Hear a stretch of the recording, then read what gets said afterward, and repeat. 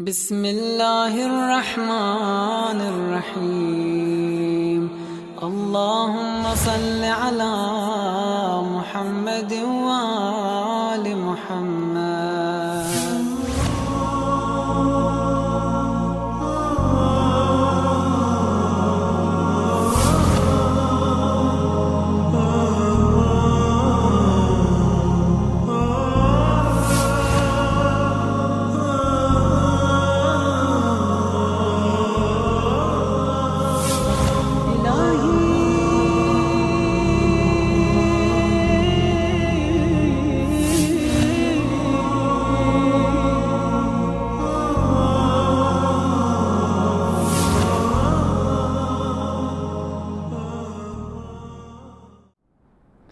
أعوذ بالله السميع العليم من الشيطان اللعين الرجيم. بسم الله الرحمن الرحيم. الحمد لله رب العالمين، ولا حول ولا قوة إلا بالله العلي العظيم، وصلى الله على سيدنا محمد وآل بيته الطيبين الطاهرين وصحبه المنتجبين. Mes chers frères et sœurs, assalamu alaikum wa rahmatullahi ta'ala wa barakatuh. Nous sommes dans le cadre de l'enseignement de la jurisprudence islamique, mes chers frères et sœurs, et nous avons commencé à parler effectivement de certains points. Nous avons parlé des actes préliminaires, comme vous avez suivi. Nous avons aussi parlé aussi le contenu de la prière, à partir de Takbiratul Ihram jusqu'à la salutation finale. Et nous étions arrivés, mes chers frères et sœurs, aux actes qui annulent la prière.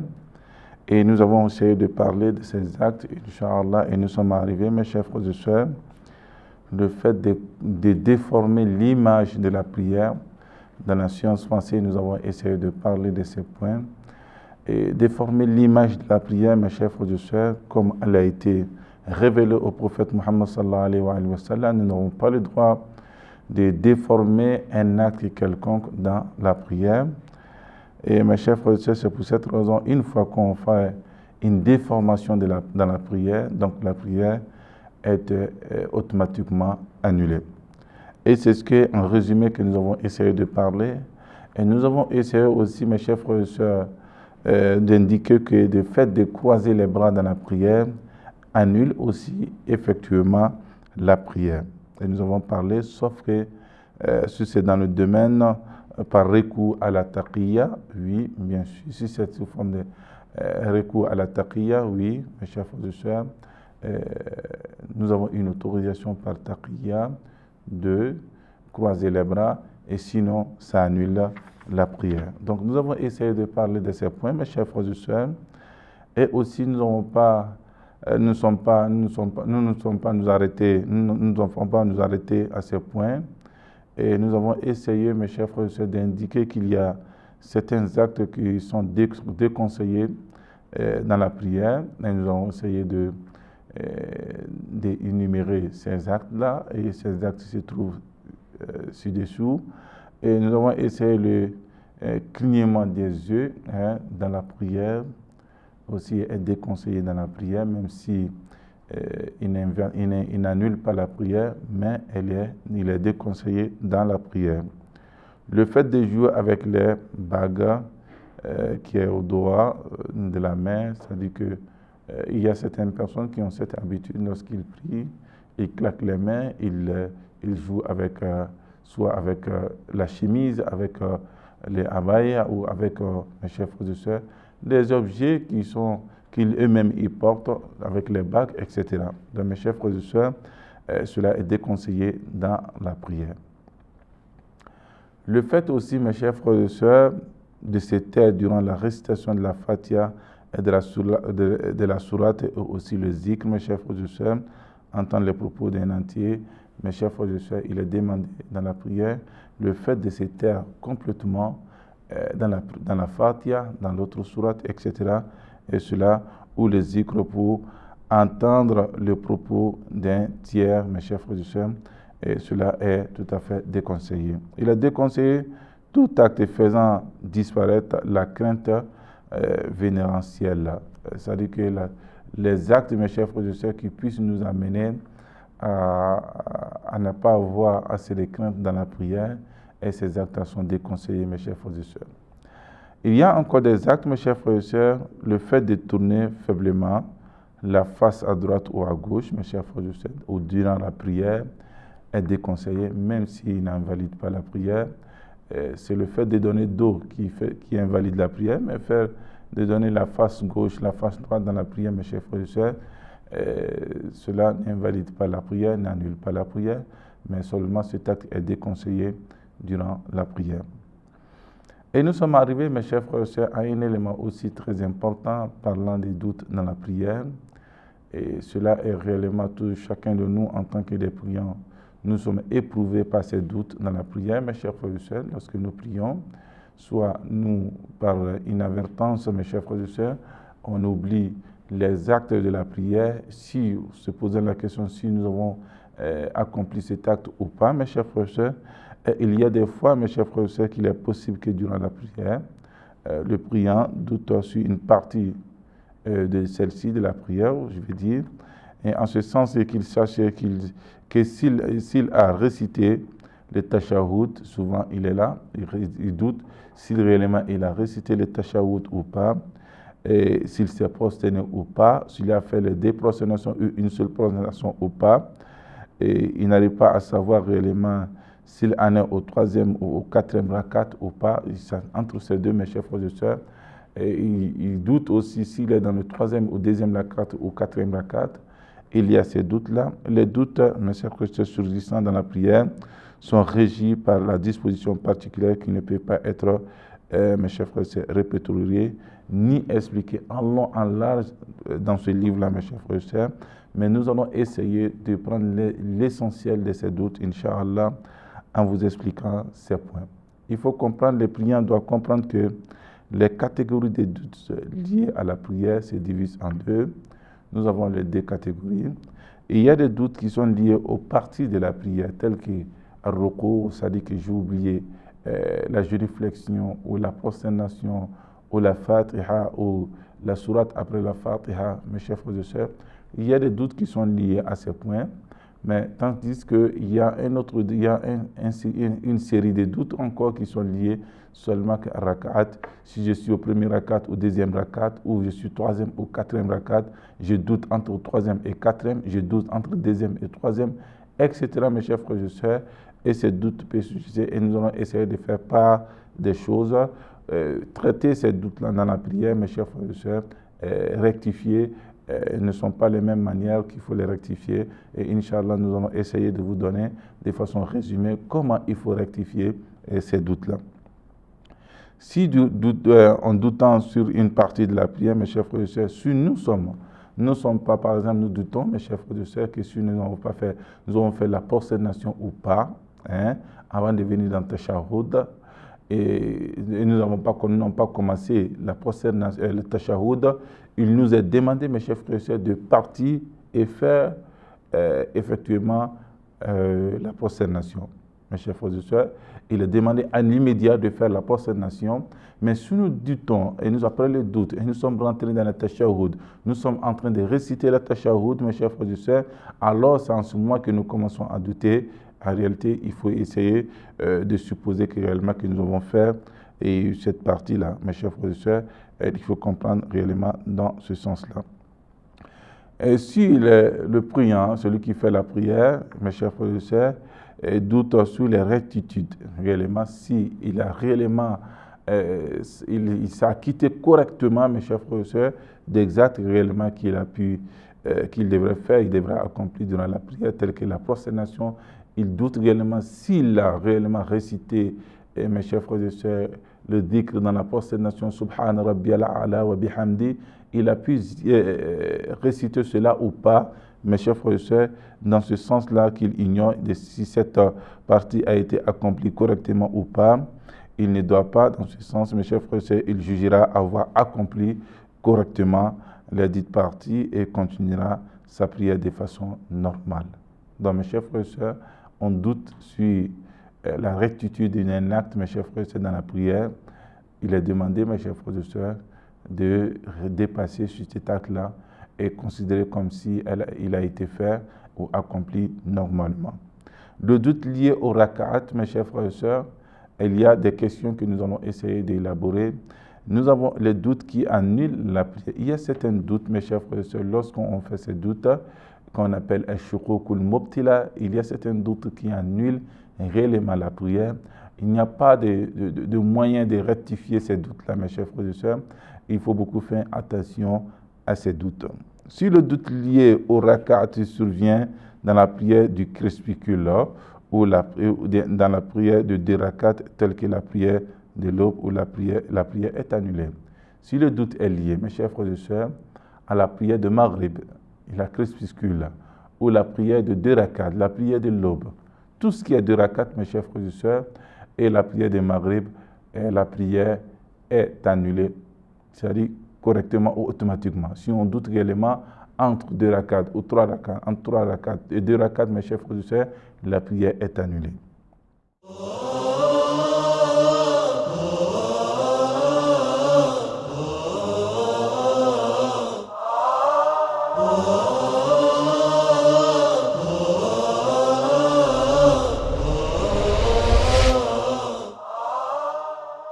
Mes chers frères et sœurs, nous avons aussi, si l'on doute avoir accompli un rakat ou plus, la prière est annulée. Le doute dans la prière, si il doute réellement qu'il a accompli une rakat ou pas, la prière est annulée.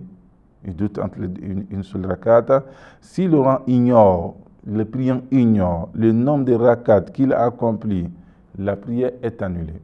Il y a souvent le doute entre le 3 et 4. Vous êtes sûr réellement que vous avez fait le troisième, vous êtes dans le troisième ou le quatrième.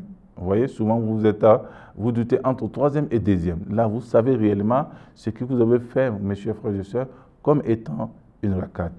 Mais dans ce cadre-là, on doute même d'une rakat. Si on a fait une rakat ou pas, la prière est annulée. Donc, ces doutes, shukukul mubtila, mes chers frères et sœurs, il faudrait beaucoup faire attention à ces rakats, à ces choukrouk, mes chers frères et sœurs. Si on doute entre deux rakats, mes chers frères et sœurs, si deux rakats seulement, on doute, la doute est vraiment se centre sur le deux rakats ou le rakat de salat al-subh, c'est-à-dire que la prière de l'aube ou la prière salat al-maghrib, la prière du crépuscule, mes chers frères et sœurs, la prière est automatiquement annulée. On ne doit pas tenir compte, mes chers frères et sœurs, des doutes qui surgissent. Et les doutes, souvent, il y a des doutes qui viennent à nous dans la prière. Nous ne devons pas tenir compte à ces doutes-là. Et c'est ce que nous allons essayer de vous réciter, mes chers frères et sœurs, de vous énumérer ces doutes. Dans la prière facultative, mes chers frères et sœurs, on doute entre deux ou trois, entre une ou deux. Mes chers frères et sœurs, s'il s'agit de la prière facultative, le doute n'a pas de fait sur la prière. Dans la prière en commun, mes chers frères et sœurs, nous sommes en commun, nous avons un imam. Si je doute réellement si la prière, nous sommes en quatrième rakat ou deuxième rakat ou troisième rakat, mes chers frères et sœurs, des explications qui seront données ultérieurement, Inch'Allah, mais le doute n'a pas d'effet sur la prière parce que vous suivez un imam qui officie la prière.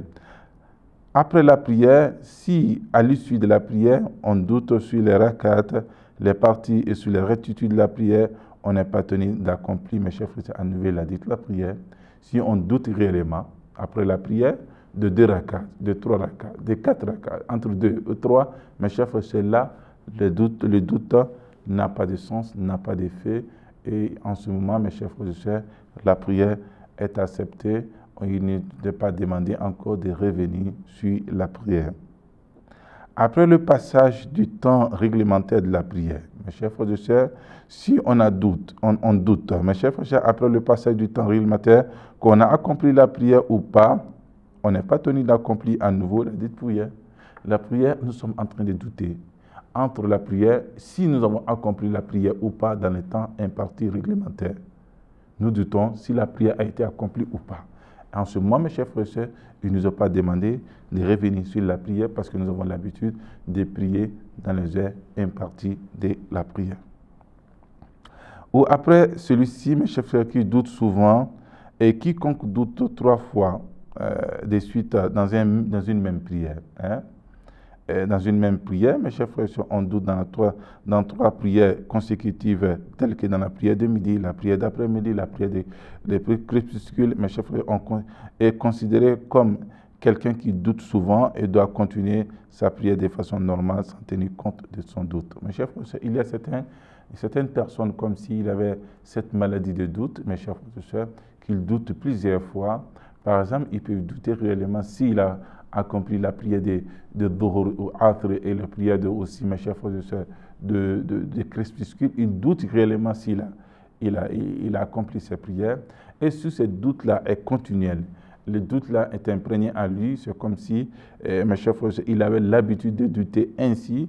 Et la prière, mes chers frères et sœurs, il ne doit pas revenir sur la prière, Inch'Allah, dans ce sens-là, mes chers frères et sœurs.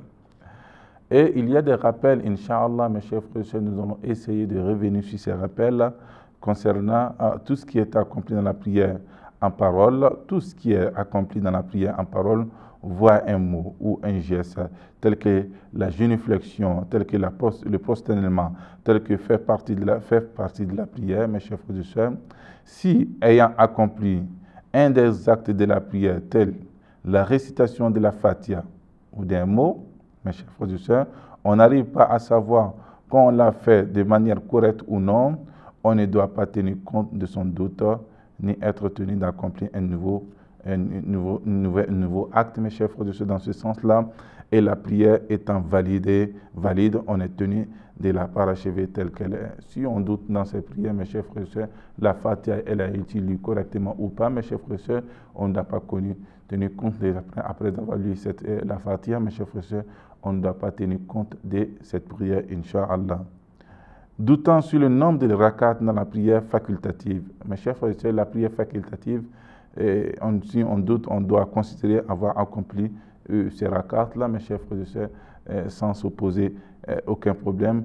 Du fait que toutes les prières facultatives sont de 2 rakats, hormis le witr, mes chers frères et sœurs, on doit tenir compte de ça.